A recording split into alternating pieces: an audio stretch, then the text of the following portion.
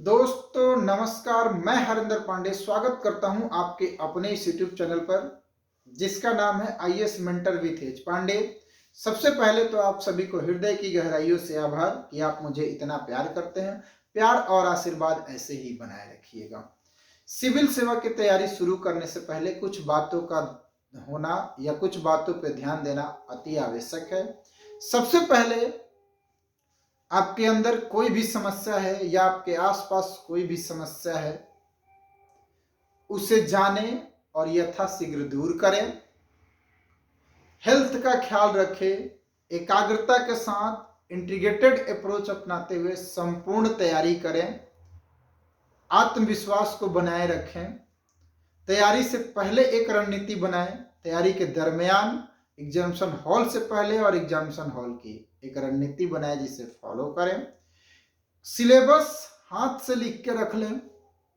Previous year question paper pass में रख लें। सिलेबस और प्रीवियस ईयर क्वेश्चन को बारीकी से देख जाएं। इसके पहले हमने बीपीएससी 68वीं सिविल सेवा के परीक्षा के पूरे प्रणाली पे बात किए थे। सबसे पीटी क्या है, मेंस क्या है, इंटरव्यू क्या है, पीटी का नेचर क्या है, मुख्य परीक्षा का नेचर क्या है और इंटरव्यू का नेचर क्या है। आज हम आपसे बात करेंगे बीपीएससी 68वीं सिविल सेवा पीटी और मेंस के लिए कौन कौन सी किताब हम पढ़ेंगे। चलिए शुरुआत मुख्य परीक्षा से करते हैं। जैसा कि आप जानते हैं कि मुख्य परीक्षा में 4 पेपर होता है, GS1, GS2, सामान्य हिंदी और ऑप्शनल सब्जेक्ट अर्थात वैकल्पिक विषय। ऑप्शनल हिस्ट्री और एंथ्रोपोलॉजी पे मैं बताऊंगा आपको, बाकी किसी भी ऑप्शनल पे मैं बात नहीं कर पाऊंगा क्योंकि मैं उसके बारे में नहीं जानता हूं। GS1 में 3 टॉपिक पढ़ना है। आधुनिक भारत का इतिहास एवं भारतीय संस्कृति। आधुनिक भारत के इतिहास के लिए टीच योर सेल्फ, भारती भवन पब्लिकेशन की एक किताब है उसे, और साथ ही साथ बिपिन चंद्रा की भारत की स्वतंत्रता संघर्ष, इन 2 बुकों को पढ़ना है। इसके अलावा किसी और बुक को नहीं पढ़ना है। सेकंड टॉपिक है राष्ट्रीय एवं अंतर्राष्ट्रीय महत्व की समसामयिक की घटनाएं।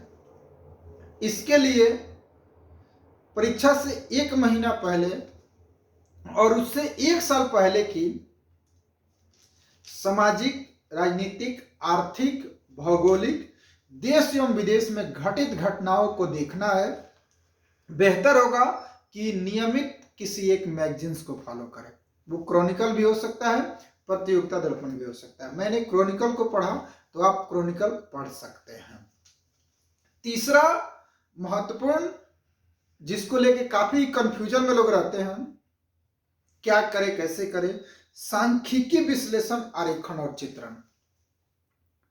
बिल्कुल घबराने की जरूरत नहीं है। स्पेक्ट्रम प्रकाशन की एक बुक आती है सांख्यिकी विश्लेषण आरेखन, उसका नाम ही है। उसे ले, उसे पढ़ें। बहुत ही महत्वपूर्ण किताब है, बहुत ही उपयोगी है। इसके अलावा कुछ भी पढ़ने की जरूरत नहीं होगा। तो ये रहा मुख्य परीक्षा GS1 में टॉपिक और उससे रिलेटेड कौन कौन सी किताब आप पढ़ेंगे। अब चलिए GS second paper. GS second paper में भारतीय राज्य व्यवस्था। भारतीय राज्य व्यवस्था के लिए आपको NCERT 9, 10th और 11th की किताब को पढ़ना है। साथ ही साथ M लक्ष्मीकांत की किताब को पढ़ना है। इसके अलावा आपको कुछ भी पढ़ने की जरूरत नहीं है। भारतीय अर्थव्यवस्था और भारत का भूगोल। भारतीय अर्थव्यवस्था डायनेमिक्स है, करेंट डेवलपमेंट है, अर्थात जो भी क्वेश्चन आएगा करेंट से जोड़ के आएगा, लेकिन बेसिक्स नॉलेज होना बहुत जरूरी है, जिसके लिए आप 9th, 10th और 11th की भारतीय अर्थव्यवस्था की NCERT की किताब पढ़ेंगे। और करेंट्स में जो भी मैगजीन्स आप फॉलो कर रहे हैं उसमें आर्थिक व्यवस्था से जो भी दी गई घटनाएं या जो भी दी गई टॉपिक है उसे पढ़ते जाना है। भारत का भूगोल के लिए महेश कुमार बर्णवाल जी की भूगोल एक समग्र अध्ययन, या तो इसे पढ़ें, नहीं तो NCERT 6 से लेके 11 तक की किताब को पढ़ जाए। किसी एक को ही, या तो महेश कुमार बर्णवाल की जी की और नहीं तो NCERT 6 से लेके 11 तक। इन्हीं दोनों में से किसी को पढ़ना है। इसके अलावा किसी और को नहीं पढ़ना है। भारत के विकास में विज्ञान एवं प्रौद्योगिकी की भूमिका और प्रभाव, ये भी करंट डेवलपमेंट है, डायनेमिक्स है, बहुत ही टेक्निकल हो जाता है, कई बार लोग इसे समझ नहीं पाते हैं, क्योंकि आर्ट बैकग्राउंड होता है तो उनके लिए ज़्यादा कंफ्यूजन होता है। कंफ्यूजन में होने की जरूरत नहीं है। इसके लिए एक बेसिक्स बुक आती है TMH की, सिलवंत सिन्हा की, विज्ञान एवं प्रौद्योगिकी, उसे पढ़ें। उसे पढ़ने के बाद विज्ञान एवं प्रौद्योगिकी पे आपकी समझ विकसित होगी, समझ जाएंगे, जान जाएंगे कि विज्ञान एवं प्रौद्योगिकी क्या है। बाकी जो इसका क्वेश्चन है वो करंट से जुड़ा हुआ है, तो जो भी मैगजीन्स आप फॉलो कर रहे हैं और उसमें विज्ञान एवं प्रौद्योगिकी से जुड़े हुए बात है, उसे देखते जाएं, उसे पढ़ते जाएं। तो ये रहा GS1 GS2 के लिए कौन कौन सी किताब आप पढ़ेंगे। अब चलिए बात करते हैं सामान्य हिंदी के लिए। सामान्य हिंदी बहुत ही उपयोगी और महत्वपूर्ण पेपर है। इसे आप क्वालिफाई नहीं करेंगे तो फिर आपका मुख्य परीक्षा का कोई और पेपर चेक नहीं होगा। इसके लिए जो बुक्स है वो है डॉक्टर वासुदेव नंदन प्रसाद की हिंदी व्याकरण और रचना, उसे लें और उसे पढ़ें। बहुत उपयोगी, बहुत महत्वपूर्ण और हेल्पफुल बुक है। तो ये रहा मुख्य परीक्षा GS1 GS2 और सामान्य हिंदी के लिए बुक्स जिन्हें आप पढ़ेंगे। सिलेबस पास में होनी चाहिए और प्रीवियस ईयर क्वेश्चन तो आपको देखते ही जाना है, और बेहतर होगा कि पहले एक बार सिलेबस और प्रीवियस ईयर क्वेश्चन को देख लें, देन इन किताबों को पढ़े और तब देखें कि मैं कहाँ पे पढ़ रहा हूँ और क्या कमी हो रही है। चलिए अब बात करते हैं प्रारंभिक परीक्षा पे PT के लिए कौन कौन सी किताब पढ़ेंगे। PT का जो पहला टॉपिक है भारत का इतिहास, प्राचीन एवं मध्यकालीन भारत, प्राचीन, मध्यकालीन और आधुनिक भारत का इतिहास, साथ ही साथ बिहार के इतिहास की प्रमुख विशेषताएं। दोस्तों, प्राचीन और मध्यकालीन के लिए आपको ओल्ड NCERT की 11th की जो 2 किताब आती है उसे पढ़ना है। बाकी के लिए आपको मेंस में मैंने बता दिया है कि आधुनिक भारत के लिए क्या पढ़ना है।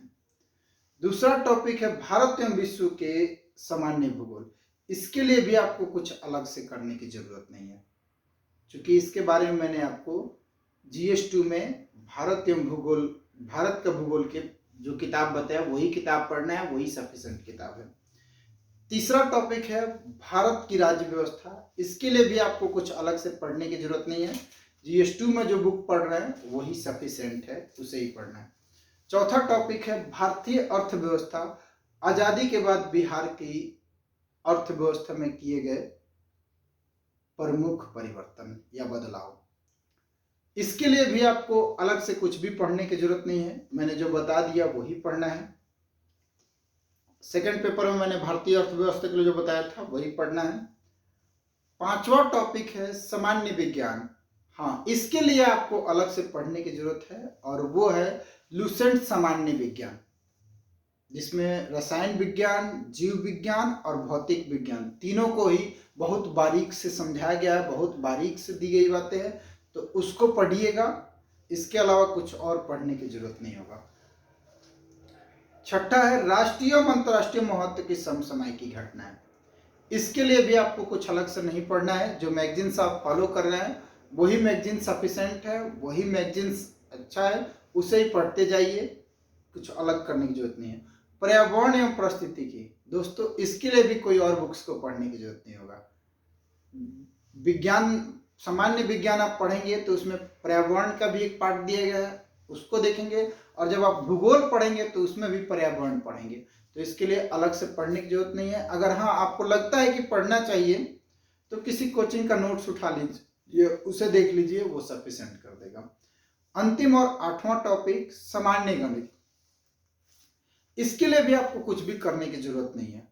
प्रीवियस ईयर क्वेश्चन पेपर को उठाइए, उसे सॉल्व करिए और देखिएगा कि 10 से 15 क्वेश्चन पूछता है और उसमें भी 50% रिपीट कर देता है, रिपीट क्वेश्चन होता है, तो इसलिए इसमें भी कुछ अलग पढ़ने की जरूरत नहीं है। हाँ, एक किताब और बहुत ही महत्वपूर्ण और उपयोगी किताब है, वो है बिहार एक परिचय, इम्तियाज अहमद सर की, उसे जरूर पढ़िएगा, क्योंकि जब भी आप क्वेश्चन PT में जो बिहार से जुड़े हुए क्वेश्चन होता है, बिहार स्पेशल होता है, वो वहीं से आता है और डायरेक्ट आता है, और मुख्य परीक्षा में जब आप आंसर लिखेंगे आपको लगेगा कि भारत के संदर्भ में है, लेकिन जब आपको वहां कोट करना होगा या जोड़ना हो तो फिर बिहार का भी वहां उदाहरण देना पड़ेगा।